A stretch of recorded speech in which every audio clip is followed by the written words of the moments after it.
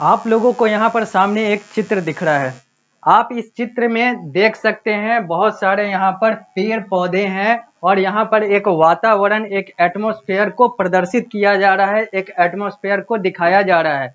इस एटमॉस्फेयर के माध्यम से आप अलग अलग पेड़ों को, अलग अलग पौधों को देख सकते हैं, देख रहे हैं और यह सारी चीजें आप स्मार्ट बोर्ड के माध्यम से देख रहे हैं। यानी कि इस चित्र में अलग अलग पेड़, अलग अलग पौधे, ये सारी चीजों को दिखाया गया है और मैं इस चित्र को इसलिए आप लोगों के साथ साझा कर रहा हूं, इसलिए आप लोगों को दिखा रहा हूं क्योंकि अब जो हम लोग नए अध्याय की शुरुआत करने जा रहे हैं इस कक्षा से, वह इसी चित्र के इर्द गिर्द, इसी चित्र के आसपास रहेगा। क्योंकि हम लोगों का जो नया अध्याय है वो द ट्रॉपिकल एंड सब ट्रॉपिकल रीजन है, यानी कि उष्ण कटिबंधीय और उपोष्ण कटिबंधीय क्षेत्र की बात अब हम लोग इस अध्याय में करेंगे। और ये सारी बातें आप लोगों को आपकी कक्षा 7 में आने वाला एक विषय सामाजिक विज्ञान के अंतर्गत एक खंड भूगोल के अध्याय संख्या 9 में पढ़ना है, जो कि आप लोग पीएसबीआई के पाठ्यक्रम और पारस प्रकाशन पुस्तक के अनुसार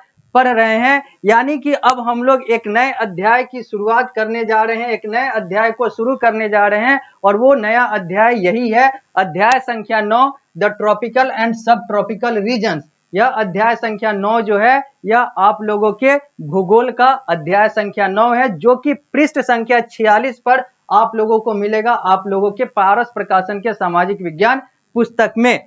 पृष्ठ संख्या 46 और कुछ आगे के पृष्ठ तक, कुछ आगे के पन्नों तक यह अध्याय चलेगा और हम लोग वो सारी बातें करेंगे जो आप लोगों को इस अध्याय में अपने प्रकाशन पुस्तक और अपने पाठ्यक्रम के अनुसार करने हैं, पढ़ने हैं। मैं दमोही श्रीवास्तव आप सभी लोगों का सामाजिक विज्ञान शिक्षक अब इस अध्याय को शुरू करने जा रहा हूं और बात करूंगा द ट्रॉपिकल एंड सब ट्रॉपिकल रीजन्स की। ट्रॉपिकल को हम लोग हिंदी में उष्ण कटिबंधीय कहते हैं, जबकि सब ट्रॉपिकल कहलाता है उपोष्ण कटिबंधीय, और रीजन यानी कि क्षेत्र, यानी कि उष्ण कटिबंधीय क्षेत्र और उपोष्ण कटिबंधीय क्षेत्र की बात जो होगी इस अध्याय में होगी और उसी के इर्द गिर्द और भी बहुत सारी चीजों की बात होगी। तो अब हम लोग आगे बढ़ते हैं और बात करते हैं वो सारी चीजें जो आप लोगों को आपके पाठ्यक्रम और पुस्तक के अनुसार पढ़ने हैं। अब उसकी बात अब हम लोग करते हैं। तो लिखा हुआ है, our earth contain many life supportive condition that make it unique planet. हमारा अर्थ यानी कि हमारा जो धरती अर्थ है, जो वो प्लेनेट है, यानी कि जिस अर्थ की बात हम लोग कर रहे हैं, जिस अर्थ पर हम लोग हैं, वो जो है वहां पर लाइफ सपोर्टिव सिस्टम है, यानी कि यहाँ पर जो प्राणी है वो जीते हैं या फिर कहें तो यहाँ पर जीवन है। और यही इस प्लेनेट को बाकी 7 प्लेनेट से, टोटल 8 प्लेनेट की बात हम लोग करते हैं क्योंकि प्लूटो जो है वो लगभग गायब हो चुका है, गायब ही हो चुका है। तो जो 8 प्लेनेट है उसकी बात जब हम लोग करते हैं तो उस 8 प्लेनेट में हमारा अर्थ भी है। और अर्थ जो है बाकी 7 से अलग इसलिए हो जाता है, बहुत सारी चीजें हैं अलग होने की, लेकिन एक बहुत बड़ा जो चीज है वो है लाइफ सपोर्ट सिस्टम, यानी कि अर्थ पर जीवन है। बाकी की तुलना में अर्थ जो है वो जीवन देता है, यानी कि यहाँ पर लाइफ सपोर्ट है और यही इसको यूनिक बनाता है। हालांकि कुछ और ग्रह पर, कुछ और प्लैनेट पर भी लाइफ सपोर्ट या फिर थोड़ा बहुत लाइफ देखने को मिलता है, वहां पर भी लाइफ सपोर्ट सिस्टम या फिर लाइफ की बात होती है, लेकिन हाँ अर्थ की तुलना में वो नाम मात्र का है, कहीं नहीं दिखता। आगे, it consist of variety of plant and living organism. Earth पर बहुत सारे प्लांट और लिविंग ऑर्गेनिज्म, बहुत सारे पेड़ पौधे, जीव जंतु, ये सारे पाए जाते हैं क्योंकि अर्थ जो है वो लाइफ सपोर्ट या फिर कहें तो लाइफ सपोर्टिव कंडीशन के साथ एक ऐसा प्लेनेट है जहां पर लाइफ सपोर्टिव कंडीशन है, जिसके कारण से यहाँ पर प्लांट और लिविंग ऑर्गेनिज्म जो है वो बहुत सारे पाए जाते हैं। The plant life of the earth is called its natural vegetation. जो प्लांट लाइफ अर्थ पर होता है, धरती पर होता है, जो वो नेचुरल वेजिटेशन कहलाता है। और नेचुरल वेजिटेशन के बारे में हम लोगों ने एक अलग अध्याय में पूरा देखा है, मैंने आप लोगों को सारी वो बातें बताई है जो नेचुरल वेजिटेशन से जुड़ा हुआ है, क्योंकि नेचुरल वेजिटेशन पर तो आप लोगों को पूरा अध्याय ही पढ़ना है। तो यहाँ पर वही लिखा हुआ है, the plant life of the earth is also called its natural vegetation. जो प्लांट लाइफ जो अर्थ का, वो इसका नेचुरल वेजिटेशन कहलाता है। आगे, The growth and evolution of the plant and animal life is controlled by number of factors like temperature, sunlight, moisture, etc. On the basis of the availability of all these factors, the earth is divided into various natural vegetation. अब ये जो growth और evolution है, यानी कि जो उत्पत्ति है और जो विकास है, जो इवोल्यूशन और जो ग्रोथ है, ये सारी चीजें जो है, इन सब चीजों की जो प्लांट और एनिमल लाइफ है, ये किस चीज पर निर्भर करता है या किस चीज से नियंत्रित होता है? तो बहुत सारे ऐसे फैक्टर हैं, बहुत सारे ऐसे पहलू हैं जिससे ये सारी चीजें नियंत्रित होती है।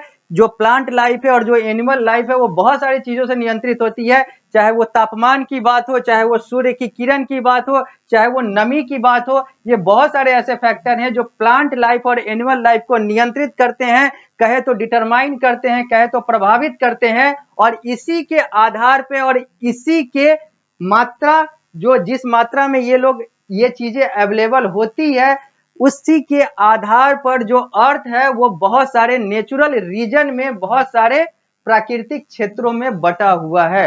अर्थ जो है अलग अलग प्राकृतिक क्षेत्रों में बटा हुआ है। और ये जो बंटवारा है ये किस आधार पर है? तो प्लांट और एनिमल लाइफ के सस्टेनेबिलिटी पर है, यानी कि वो किस तरीके से अपना जीवन आगे बढ़ाता है, कैसे उसका इवोल्यूशन और कैसे उसका ग्रोथ होता है, कैसे टेम्परेचर, सनलाइट और मॉइस्चर जो है अलग अलग क्षेत्र में अलग अलग होता है, जिसके कारण से ये प्लांट और एनिमल लाइफ प्रभावित होता है। इन सारे आधार पर अर्थ यानी कि धरती का नेचुरल रीजन जो है वो डिवाइड है, या फिर कहें तो धरती जो है अलग अलग नेचुरल रीजन में डिवाइडेड है, अलग अलग प्राकृतिक क्षेत्रों में बटा हुआ है। In this chapter, you will learn about life in the tropical and subtropical region of the world.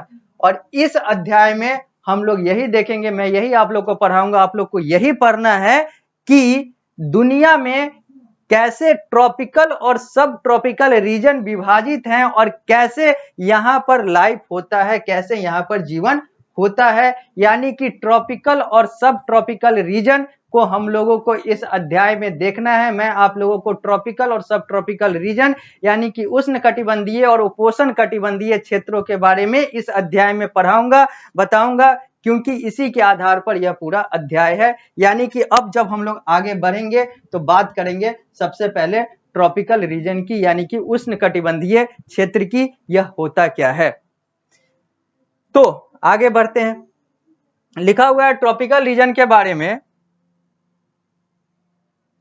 Tropical region is located near the equator between 10 degree north and 10 degree south. जो ट्रॉपिकल रीजन है वो equator के पास है, यानी कि equator के पास ये located है, स्थित है, जो 10 डिग्री नॉर्थ और 10 डिग्री साउथ के बीच में है। यानी कि दक्षिण 10 डिग्री और नॉर्थ यानी कि उत्तर 10 डिग्री, इन दोनों के बीच में ट्रॉपिकल रीजन है। Tropical region is hot and wet. Tropical region जो उष्णकटिबंधीय क्षेत्र है यह गर्म और वेट यानी कि भींगा और इस तरह का ये क्षेत्र होता है।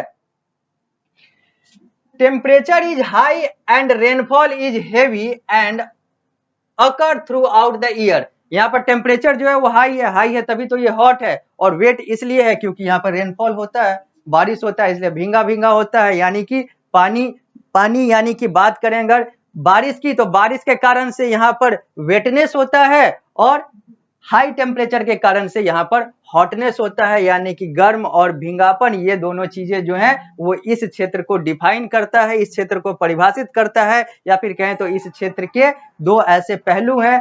और temperature is high and rainfall is heavy and occur through out the year. और ये जो है ये हमेशा होता है, सालों साल होता है, किसी खास सीजन की बात नहीं है, यह यहाँ पर हमेशा होता है, हाई टेम्परेचर और high rainfall. Equatorial region can be Asia. ये जो इक्वेटोरियल रीजन है इसको हम लोग एशिया मान सकते हैं, एशिया महादेश मान सकते हैं।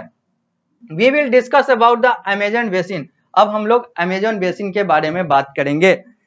अमेजन बेसिन इन साउथ अमेरिका। अमेजन बेसिन जो है वो साउथ अमेरिका महादेश में, साउथ अमेरिका एक महादेश है। हम लोग पहले भी देख चुके हैं कि दुनिया में 7 महादेश हैं। 7 महादेश में एक एशिया आता है, एक अफ्रीका आता है, एक यूरोप आता है, एक अंटार्कटिका आता है, 4 हो गए, एक ओशियाना, यानी कि ऑस्ट्रेलिया एंड ओशियाना 5 हो गए, एक नॉर्थ अमेरिका और एक साउथ अमेरिका, यानी कि उत्तरी अमेरिका और दक्षिणी अमेरिका। और हम लोगों ने पहले भी बात की है कि उत्तरी अमेरिका और दक्षिणी अमेरिका ये दोनों अलग अलग अमेरिका, यानी कि ये दोनों अलग अलग महादेश हैं। और जो अमेरिका कहलाता है देश, वो United state of America USA है, संयुक्त राज्य अमेरिका है। तो यूएसए एक देश है, द यूएसए एक देश है जिसको सिंपली अमेरिका कहा जाता है। जबकि दक्षिणी अमेरिका और उत्तरी अमेरिका दो महादेश हैं, यानी कि यहाँ पर बहुत सारे अलग अलग देश पाए जाते हैं। और जो यूएसए है, जो देश है, वो नॉर्थ अमेरिका का हिस्सा है। नॉर्थ अमेरिका का वो एक देश है, वो साउथ अमेरिका में नहीं, नॉर्थ अमेरिका में आता है। साउथ अमेरिका का जो मुख्य देश है वो ब्राजील है, और भी बहुत सारी देश है, ब्राजील उसका एक मुख्य देश है। तो अमेजन बेसिन जो है वो साउथ अमेरिका में है। Amazon river is the largest river in the world and it carries a large quantity of water. Amazon जो है वो लार्जेस्ट रिवर है पूरे दुनिया की। अगर बात करें तो दुनिया का सबसे बड़ा जो नदी है वो अमेजन नदी है, और अमेजन में लार्ज क्वांटिटी ऑफ वाटर, यानी कि बहुत ज्यादा मात्रा में पानी है। सबसे बड़ा है तो पानी तो ज्यादा होगा ही होगा। तो वही सारी बातें हैं कि अगर हम लोग ट्रॉपिकल रीजन की बात करते हैं तो ट्रॉपिकल रीजन जो है वो 10 डिग्री नॉर्थ और 10 डिग्री साउथ, इक्वेटर के 10 डिग्री नॉर्थ और साउथ के बीच में आता है। ट्रॉपिकल रीजन जो है वो हॉट एंड वेट होता है। ट्रॉपिकल रीजन में बहुत ज्यादा हाई टेम्परेचर होता है, बहुत ज्यादा टेम्परेचर होता है, और बहुत ज्यादा रेनफॉल होता है, यह हमेशा होता है।